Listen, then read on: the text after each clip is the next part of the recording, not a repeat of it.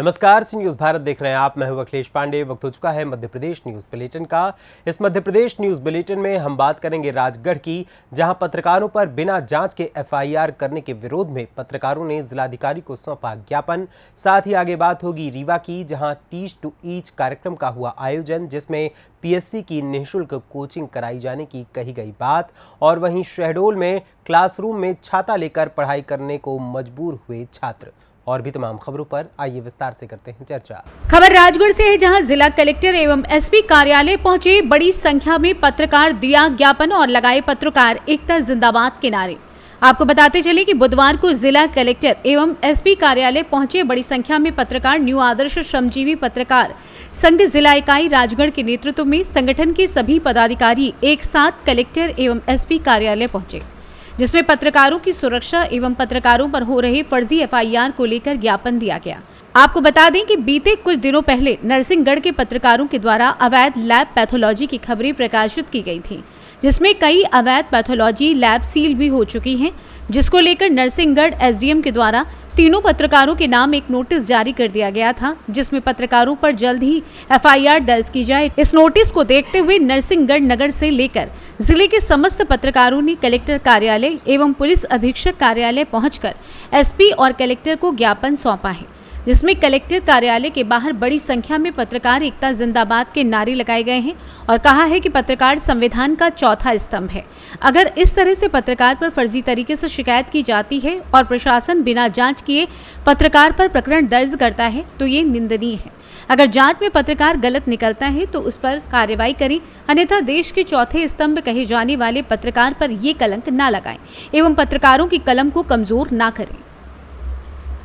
पत्रकारों के खिलाफ जो झूठी एफआईआर की जाती है, उसको लेकर आज हमारे द्वारा जो नरसिंहगढ़ में मामले को लेकर ज्ञापन दिया है, उस ज्ञापन में माननीय कलेक्टर महोदय से लिखा है, निवेदन किया है कि श्रीमान इस प्रकार से फर्जी और अवैध कारोबार करने वाले दबंग लोगों की अगर हमारे द्वारा खबर नहीं छापी जाती है तो वो भ्रष्टाचार फैलाए जाते हैं। इसलिए हमारे द्वारा निष्पक्ष होकर पत्रकार कोई भी ग्रामीण क्षेत्र का हो या शहरी क्षेत्र का हो, उनके खिलाफ खबर छापते हैं, लेकिन प्रशासनिक अधिकारी दबाव में आकर झूठी एफआईआर करने का जो निर्णय ले लेते हैं बिना जांच किए, उस चीज़ को लेकर हमने आवेदन ज्ञापन दिया है कि जांच कर, निष्पक्ष जांच कर कार्रवाई की जाए।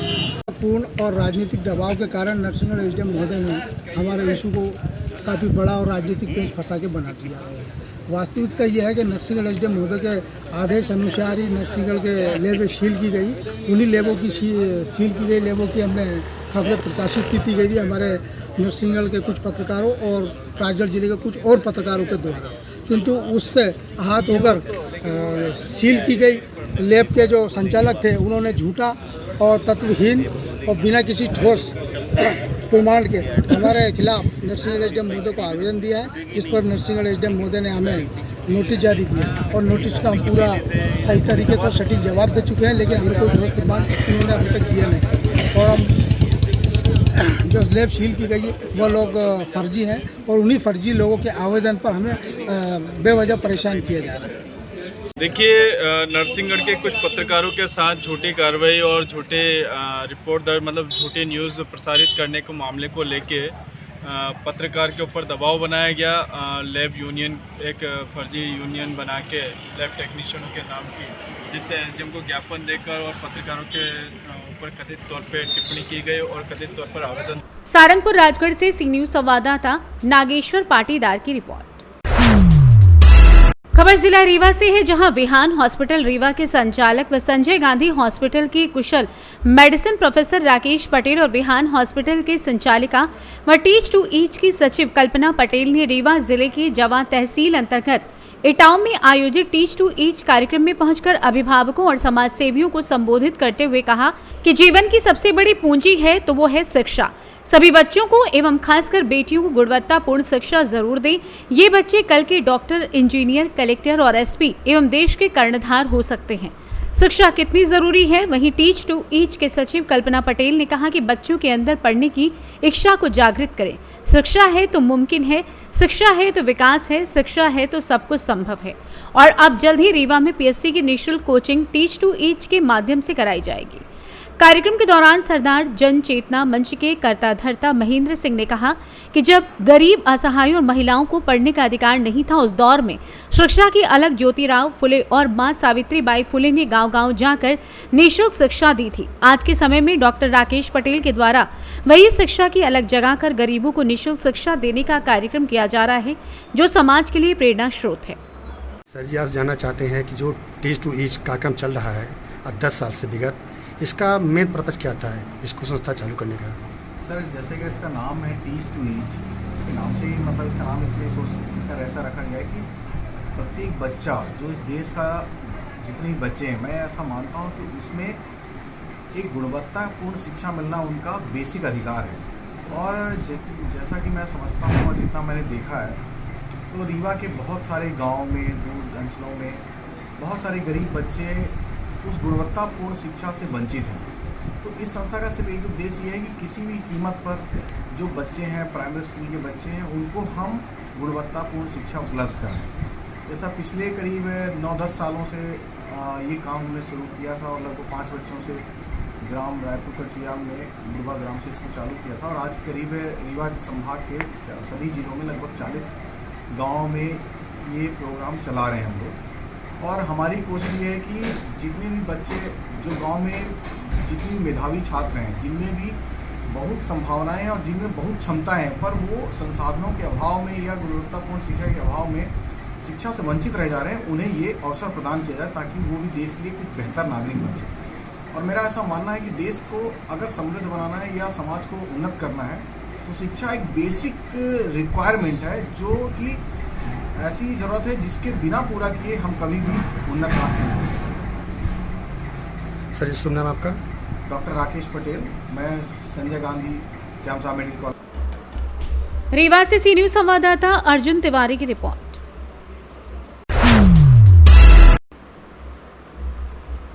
खबर शहडोल से है, जहां बारिश के बीच एक चौंकाने वाली तस्वीर सामने आई है, जहां क्लासरूम में छात्र छाता लेकर पढ़ाई करने को मजबूर है।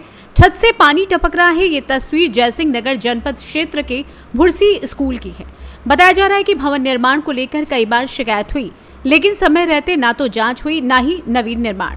ऐसे में छात्रों को खामियाजा भुगतना पड़ रहा है। इधर कलेक्टर वंदना वैद्य ने जिले में अत्यधिक वर्षा एवं जलभराव की स्थिति को देखते हुए छात्रों की सुरक्षा दृष्टिकोण से जिले के समस्त प्री प्राइमरी से कक्षा 12वीं तक संचालित सभी शासकीय एवं अशासकीय और केंद्रीय विद्यालयों की 3 एवं 4 अगस्त को छात्रों के लिए अवकाश घोषित किया है। लगातार बारिश के चलते नदी नाले उफान पर हैं। पुल के ऊपर पानी बहने से आवागमन पूरी तरीके से प्रभावित है। ऐसी स्थिति को देखते हुए कई स्थानों पर पुलिस और प्रशासनिक अधिकारियों ने नाले के ऊपर बैरिकेड लगवाकर लोगों को नाला पार करने से रोका जा रहा है। लगातार होने वाली बारिश को देखते हुए आज और कल के लिए सभी स्कूलों को बंद करने के निर्देश जारी किए गए हैं। उसके अलावा मेरे सभी जितने नदी नाले रपटे हैं और जहां पानी का भराव है, सभी मेरे लोगों से मेरी अपील है कि कृपया करके इनके पास ना जाए, क्योंकि पानी के बहाव अचानक जो है तेज़ बहाव में बदल जाते हैं और फिर जान माल का नुकसान हो जाता है। तो सभी लोगों से अपील है कि ऐसे स्थानों से दूर रहें। शहडोल से सी न्यूज संवाददाता रजनीश की रिपोर्ट। खबर उज्जैन के खाचरोद से है, जहां खाचरोद बंद मध्य प्रदेश सरकार द्वारा नागदा को जिला बनाने को लेकर गजट नोटिफिकेशन प्रस्ताव पारित किया गया, जिसे लेकर गजट नोटिफिकेशन के विरोध में खाचरौद अधिकार मंच के आह्वान पर खाचरौद पूर्ण रूप से बंद रहा। व्यापारियों ने भी खाचरोद बंद को समर्थन दिया। आपको बता दें कि नागदा जिला बनाने की बात को लेकर 3 अगस्त को प्रकाशित गजट नोटिफिकेशन के विरोध में संपूर्ण खाचरोद नगर को अधिकार मंच के आह्वान पर खाचरोद नगर को बंद करवाया। सामाजिक कार्यकर्ता अनिल छाजेड़ ने जानकारी देते हुए बताया कि हम तो उज्जैन जिले में रहना चाहते हैं, क्योंकि अगर नागदा जिला बनता है तो हम लोग नागदा जिले में नहीं रहना चाहते हैं। आज जो हमें मूलभूत सुविधाएं खाचरोद में मिल रही हैं, वो हमें नहीं मिल पाएंगी। हम लोग काफ़ी समय से प्रयास कर रहे हैं खाचरोद जिला बने, लेकिन नागदा को जिला बनाने का गजट नोटिफिकेशन जारी किया गया है, इसलिए हम लोग विरोध कर रहे हैं। हमारी मांग है कि खाचरोद को जिला बनाया जाए। अनिल छाजेड़ ने कहा कि 20 जुलाई को प्रदेश के मुख्यमंत्री शिवराज सिंह चौहान नागदा पहुंचे थे, जिन्होंने कहा था कि जो तहसील अपनी मर्जी से नागदा में शामिल होगी उसे ही शामिल किया जाएगा। इसलिए खाचरोद की जनता उज्जैन जिले में ही रहना चाहती है, नागदा में नहीं। और क्या कुछ कहा सामाजिक कार्यकर्ता ने, आप खुद सुन लीजिए। अनिल छाजेड़। पूर्व किस बात को लेकर आज बंद किया गया है? खाचरोद इस बात के लिए बंद किया गया है कि नागदा प्रस्तावित नागदा जिले में खाचरोद तहसील सम्मिलित नहीं होना चाहती है। हम उज्जैन जिले में ही अच्छे हैं, उज्जैन जिले में ही रहना चाहते हैं, क्योंकि खाचरोद का विकास, खाचरोद को हम जिला बनाने की मांग कर रहे हैं। भौगोलिक दृष्टि से खाचरोद सर्वथा उपयुक्त है, यहाँ पर सरकारी भूमि उपलब्ध है और सारे सरकारी कार्यालय आज भी खाचरोद में ही विद्यमान है। बावजूद इसके नागदा को जिला बनाने का कोई औचित्य नहीं है। अगर ये बात की जाए जनसंख्या की तो अलीराजपुर 26,000 की आबादी वाला शहर है, लेकिन वो जिला है, इसलिए इस बात का कोई औचित्य नहीं है या कोई तर्क भी नहीं है। खाचरोद को जिला बनाना सब दृष्टि से उचित है, इसलिए हमारी प्रमुख मांग है कि खाचरोद को जिला बनाया जाए।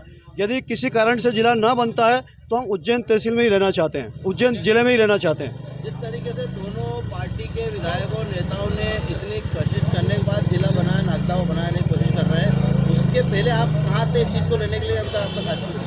हम लगातार कई वर्षों से प्रयास कर रहे हैं। ये गलत जानकारी है कि खाचरोद जिला बने, लेकिन पिछली बार जब 20 तारीख को माननीय मुख्यमंत्री जी नागदा प्रवास पर आए थे तब उन्होंने स्पष्ट कहा था, तब हमें और इससे ऊर्जा मिल गई कि मुख्यमंत्री जी स्वयं कह रहे हैं कि जो तहसील इसके अंदर सम्मिलित होना चाहती है वह स्वेच्छा से सम्मिलित हो सकती है। यदि उसकी इच्छा नहीं है तो उसको ज़बरदस्ती सम्मिलित नहीं किया जाएगा। फिर ज़बरदस्ती किस बात की? मैं दोनों नेताओं से एक प्रश्न पूछना चाहता हूं कि जब महिदपुर के विधायक बहादुर सिंह चौहान ने विरोध किया तो उसको आपने उससे विलुप्त कर दिया।